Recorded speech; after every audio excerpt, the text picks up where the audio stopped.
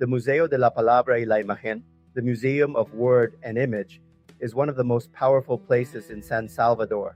It's quiet, modest, almost hidden, but inside, the walls carry the voices of an entire people, the pain, the struggle, and the unbreakable spirit of Salvadorans who refused to be erased. For decades, El Salvador was a land silenced by fear. The poor were voiceless, the campesinos were ignored, and those who dared to speak were often imprisoned, disappeared, or killed.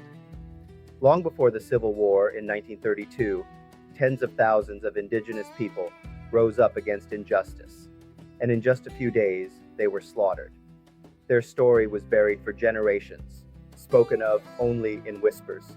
That silence became part of the national wound. Then came the years of war, the 1980s, when El Salvador descended into one of the most brutal conflicts in Latin America. Entire villages were wiped out. Journalists and priests who stood with the poor were assassinated. Families fled into the mountains or across the border, not knowing if they would ever return. Ordinary people lived between soldiers and guerrillas, between propaganda and survival. For many, speaking the truth meant death. Out of that darkness, something extraordinary happened. A small radio station began broadcasting from the mountains, Radio Venceremos, giving voice to the people who had none. It was led by a journalist named Carlos Henriquez Consalvi, known as Santiago. Through crackling static, his words carried across valleys and rivers, defying the censorship of the powerful. His recordings, photographs, and testimonies became the foundation for what would later become this museum, MUPI.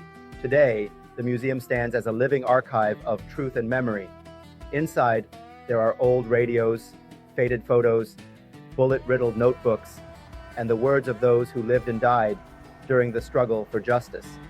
There are also works of art by writers like Salvadorans that remind us that beauty and imagination never died, even in the darkest years. MUPI is not a museum of war. It is a museum of survival. It preserves the stories of the mothers who searched for their missing sons, of the teachers and students who dared to dream of equality, of the farmers who simply wanted land to feed their families. It gives voice to those who were silenced for decades and honors those who never saw peace in their lifetime. And this autumn, MUPI added a new chapter. In early October, the museum inaugurated a fresh art exhibition that engages with themes of exile, displacement, memory, and identity.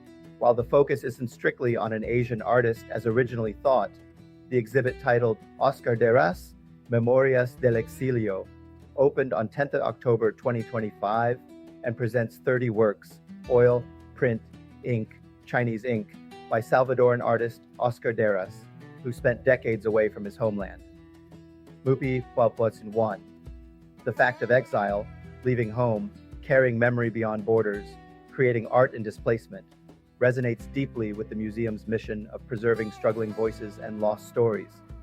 This recent show becomes part of MUPI's ongoing effort to link past traumas with present expression, to show how memory lives not only in archives, but in living artists' hands, in color, in material, in migration. It's a reminder that what was once suppressed can grow into new forms of witness. El Salvador's history is not only one of violence, it's one of resilience. The same people who were once suppressed now write, paint, speak, and remember freely.